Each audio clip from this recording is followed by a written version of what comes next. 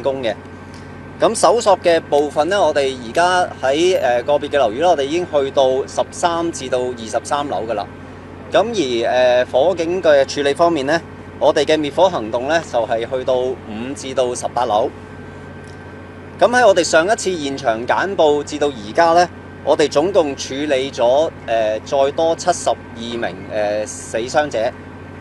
咁直到現時為止呢，我哋仍然可以成功咁樣咧喺一啲肇事嘅樓宇裏面咧揾到生還者嘅。目前嚟講咧，而家現場咧係動用緊11條消防喉同埋8架旋轉鋼梯進行灌救。另外26隊搜救隊咧，亦都喺唔同嘅樓層咧處理求助嘅個案。喺今次嘅行動之中，消防處總共出動咗196架消防車同埋98架救護車，同埋超過1200名消防及救護人員。咁稍後嘅時間呢，我會交俾我救護嘅同事去講解下死傷者嘅情況。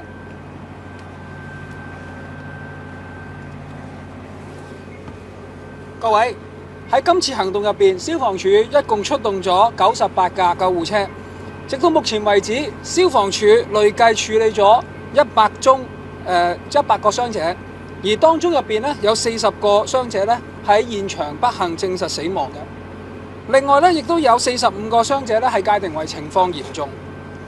事件中呢，一共有7名嘅消防處人員喺行動中係受傷，目前呢，佢哋嘅情況係穩定嘅。而另外有一位同事亦都係喺行動之中不幸咁樣殉職。有鑑於傷者嘅數量眾多，消防處呢已經同醫院管理局協調之後，就將傷者係分流往各區嘅醫院。而關於救護方面嘅彙報，我報告完畢，係交翻以下落嚟嘅環節交翻俾警方。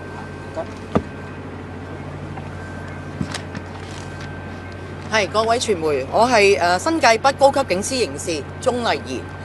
而喺今次引致重大嘅傷亡嘅事故入邊呢，呢5級嘅火災，新界北總區重案組亦都即時係展開咗調查。而根據消防處喺進行滅火同埋搜救嘅過程之中呢，係發現建築物喺嘅外牆係有一啲安裝咗嘅保護網啦、保護膜啦、防水帆布、塑膠布，係懷疑咧係未符合呢個防火嘅標準嘅。咁而我哋警方喺現場進行調查，發現一棟係未波及嘅大廈，喺裡面每一層嘅電梯大堂嘅窗出邊呢，係發現有啲發泡膠嘅包封嘅。我諗大家都知道發泡膠係一啲非常易燃嘅物品，係有機會加速呢個火勢嘅蔓延嘅。而我哋亦都唔排除呢啲發泡膠係導致今次火警迅速蔓延嘅原因。而經警方嘅初步調查，我哋喺窗內發現呢啲發泡膠係由一間建築工程公司喺呢個大廈係進行呢個維修工程嘅安裝嘅。而我哋警方有理由相信有關工程公司嘅負責人嚴重疏忽，引致到今次嘅意外，亦都引致呢個火勢呢係迅速蔓延，一發不可收拾，導致一個重大嘅傷亡。而警方係鎖定咗工程公司呢3名嘅負責人，佢哋分別係呢個工程公司嘅2名董事、1名工程嘅顧問。而喺較早前大概凌晨2點，我哋分別喺大埔、牛頭角、新蒲崗拘捕咗3名本地嘅男子，涉嫌誤殺，而年齡係介乎52至到68歲嘅，而佢哋係仍然係被警方扣留進行調查。而警方喺處理遇難者遺體嘅工作呢，係仍然咁積極進行之中嘅。我哋會聯同法醫科盡快去處理同埋安排親屬進行遺體嘅辨認程序。好，咁當完成拯救嘅行動呢，我哋警方亦都聯同消防處、政府化驗所、法醫科相關嘅部門呢，係盡快進行呢個搜證同埋調查。而警方重申，我哋係極度重視今次嘅火災，我哋會動員最大嘅資源協助拯救同埋進行全方位嘅調查，盡快揾出起火嘅原因。而喺呢度，我想作出一個警方嘅呼籲，如果有任何人係向我哋警方提供有關今次火警嘅消息，可以聯絡我哋新界北總區重案組24小時嘅熱線電話，電話係55660087 55660087，唔該。大家好啊！為配合救援工作嘅持續進行呢，警方較早前喺區內進行嘅交通管制同埋封路措施呢，依然持續嘅。咁而家現時呢，仍然封閉嘅路段呢，包括吐露港公路通往大埔公路元洲仔段嘅支路啦，大埔公路元洲仔段通往廣福迴旋處嘅方向嘅行車線全線，介乎南運路同埋吐露港公路嘅一段大埔公路元洲仔段嘅來回方向嘅全線，以及寶湖路同埋廣宏街來回方向嘅全線嘅。咁因應救援工作嘅進度呢，警方係會適時咁樣調整呢交通管制嘅措施呢，同埋封路嘅範圍嘅。與此同時呢，警方亦都將會喺早上繁忙時段呢，喺大埔區內呢多調配人手，喺主要嘅幹道同埋路口嗰度呢，就進行交通管理，有需要嘅時候呢，採取措施，確保交通暢順同埋進行疏導嘅。但係呢，預計中區內路面交通嘅情況呢，依然會繁忙，並且有幾十條呢巴士線呢係因為封路措施呢而受影響嘅。警方因此呢喺度呼籲市民喺出行之前呢，務必上巴士公司嘅網站呢，掌握最即時嘅資訊。亦都特別想提醒廣福村一帶嘅居民呢，喺出行嘅時候呢，盡量考慮使用鐵路嘅。另外就係警方呼籲駕駛者呢，係留意路面嘅交通情況啦，保持忍讓，同埋呢聽從現場警務人員嘅指示。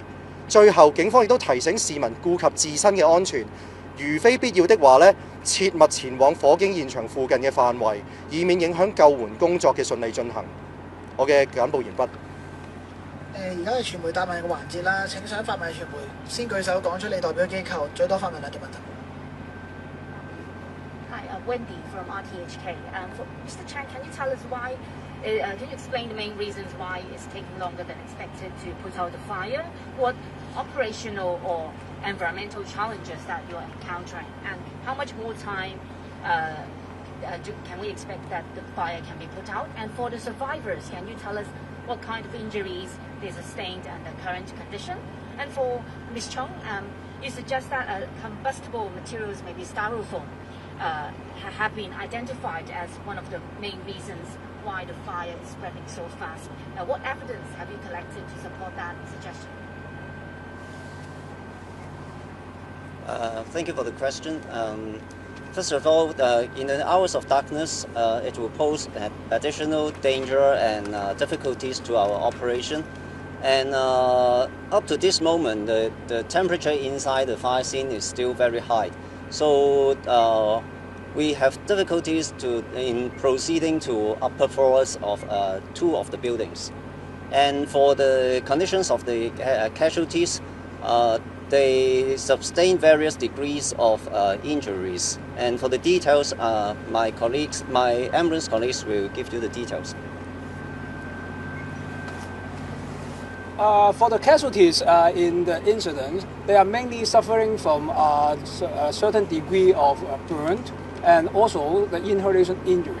They are the main chief complaint of the injuries in this incident. Thank you for the questions. Police conduct investigations since we found that one of the buildings not affected by the fire.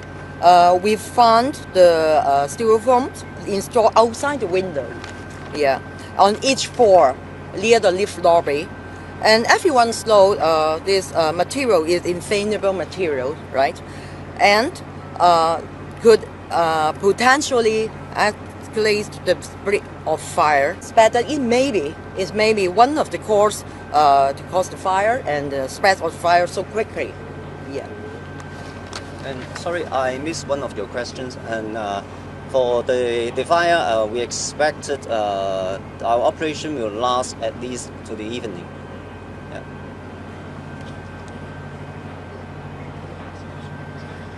係你好啊，Now TV 提問喺個傷者方面嘅人數咧，想 clarify 翻，即係啱啱有講到有72個死傷者啦，咁話現場就40死，咁係咪有幾多係送院之後死亡咧？另外到目前為止，除咗嗰3位被控誤殺嘅主要負責人之外，現場有冇一啲係咪裝修工人或者其他人員，其實都係你哋調查嘅方向之一咧？唔該。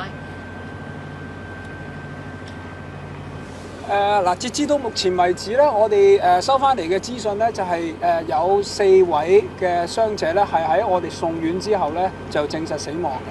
咁呢個數字咧，我哋會之後如果有再新一步嘅跟進咧，我哋可以盡快咁通知翻大家。唔該。有一啲工人可能都應該會係你調查方向之一咧，除咗3位被判誤殺。係多謝你嘅發問。咁當然我哋唔會排除任何一個可能性嘅嚇，我哋會係竭盡所能向工程公司，不論佢大判、二判或者係更多嘅判頭，甚至乎所有涉及嘅工人，會進行全面嘅調查，盡快揾出起火嘅原因。唔該。你好啊，獨梅㗎，想問一問啦，即係頭先提到話有一座即係未被波及嘅大廈，每一層都有發火間。警方會唔會推斷另外嗰7座係咪同樣都係呢一個情況？有冇話即係估計有呢一個可能性咧？另外就係即係有好多一啲失蹤者嘅家屬啦，即係佢哋去反映翻係打唔到俾一個嘅即係求助嘅嗰個1878999嘅熱線啦，或者即係打咗幾十次先打得通咁樣，即係查詢會有難度，可唔可以回應下？至於頭先我先答咗你個熱線先啦，咁但係我相信我明白市民或者家屬嗰個感受。咁如果真係打唔通嘅熱線，可以嘗試再打，或者打3條9，係啦，我哋會盡快去作出協助嘅。咁就頭先第一個問題，唔該。即係講有一座未被波及就詳情。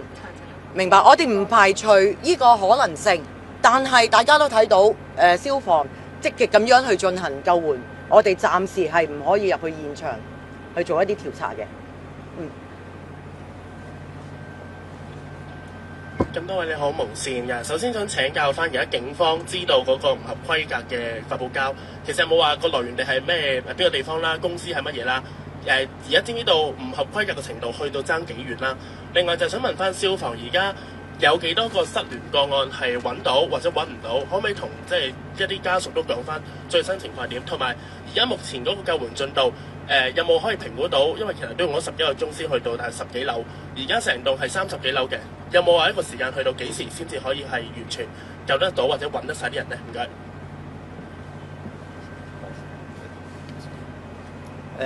喺個救援進度嗰度，其實而家我哋頭先我所講啦，有4座大廈咧，其實個火警已經受到控制㗎啦。咁另外有3座咧，我哋同時去到10幾樓嘅位置啦。咁我哋一路我哋嘅滅火嘅隊伍同埋搜救嘅隊伍咧，都同步一路上去做㗎啦。咁我哋預計可能都需要去到中午甚至黃昏嘅時間咧，先可以去到天台位置。咁但係咧有啲情況係我哋見到，譬如後梯嗰度稍為冇咁大煙嘅話咧，我哋嘅搜救隊咧都會做一個快速嘅搜救，上去一啲我哋之前收到求助個案嘅單位咧，去拯救被困嘅人士嘅。咁好似喺其中大廈度，我哋都喺天台嘅位置咧，都帶到2個生還者落嚟嘅。係。至於或者我再講翻啦，即係其實分2部分嘅。咁第一部分咧就係話喺發現建築物外牆係安裝一啲保護網、防水帆布啊等等。頭先我講嗰啲，呢啲係懷疑係未符合防火嘅標準。而另外一個問題就係你講發泡膠，至於係咪有規格問題，其實我哋會係去全面去調查，究竟係需唔需要去安裝呢啲發泡膠，而啲發泡膠嘅易燃物體會唔會導致呢個火勢猛烈去提升呢？而家攞到資料未㗎？即係有冇嗰啲生產商嗰啲資料喺公司度攞到未咧？暫時我哋仲調查當中。最後兩條問題。你好，香港01嘅，想問翻咧消防處嗰方面咧行動上咧，喺今日晏晝3:02已經係3級火啦，大概半個鐘頭之後咧就升為4級啦。但係點解用到去到6:22咧先至升為第5級火咧？同埋咧想問翻，因為當其時咧喺好多畫面上邊咧都已經見到咧火勢已經蔓延到多棟嘅大廈啦。咁但係咧喺個消防上嘅嗰個救援咧喺外圍射水咧都係依然咧都係得好少嘅鋼梯射水啦。想問翻個行動上點解會好似見到咁緩慢咧？唔該。好似頭先咁講啦，我哋喺3:34咧就將火警升咗為4級啦。咁當時我哋嘅評估咧，人手上咧我哋係有足夠嘅人手去處理呢單火警嘅。咁但係隨住個時間一路過啦，我哋收到越嚟越多嘅求助個案，同埋去到大約6點嘅時候咧開始入黑咧，好似我頭先咁講，天黑嘅時候咧，因為視野冇咁清楚啦，會對我哋嘅同事咧構成一啲額外嘅困難同埋風險啦。咁所以喺大概6點幾嘅時間咧，我哋將火警升為5級，調動更多嘅人手同埋一啲比較高級嘅同事喺現場咧幫手做一啲指揮嘅工作。咁另外鋼梯方面咧，我哋較早嘅時間咧已經一路調派我哋啲鋼梯嚟㗎啦。咁但係喺啲鋼梯咧係要需要喺唔同嘅區份嚟啦。同埋現場咧有好多我哋嘅車輛喺度啦，我哋需要去褪翻一啲位置俾啲鋼梯咧，係一個策略性嘅位置咧，先可以進行到嗰個外圍嘅灑水拯救嘅。最後一條問題。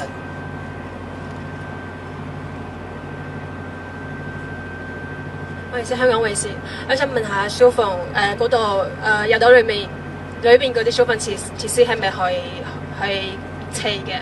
點解都冇人撳個鐘？點解嗰種發生嗰時粗卡嗰陣冇人去滅火咁啊？就住大廈嘅消防設施咧，咁我哋喺滅火嘅過程度咧，我哋都見到有一啲消防系統係用到，但係有啲喺個別嘅大廈度咧，有啲我哋係用唔到嘅。咁但係就住呢啲消防系統嘅係咪正常運作呢？我哋都需要喺整個滅火過程完成咗之後呢，我哋先可以作一個詳細嘅調查嘅。好，唔該晒咁多位，今日簡報到而家。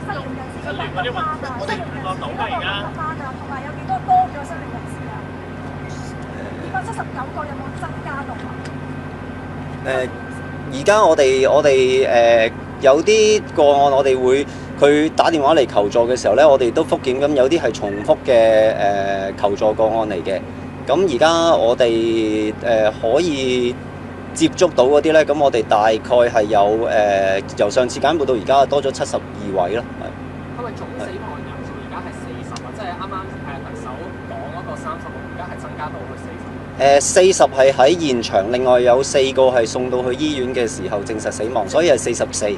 咁但係另外就有56個咧係受傷嘅人士咧，我哋係成功拯救咗出嚟嘅。咧揾嘅時候咧，佢哋係集中喺邊一啲，即係邊一座大廈啦，同埋係中低高層邊個位置揾到最多嘅生還者或者係死者？其實喺大廈唔同位置都有嘅，係即係喺散落大廈唔同嘅地方。邊一座大廈？唔該晒咁多位，我哋今日簡報到而家結束。而家我哋係呢個宏昌同埋宏泰，宏昌同埋宏泰。有幾多啊？宏昌同宏泰。就我哋今日簡報會度結束，唔該晒。好，唔該晒各位，唔該晒。唔該。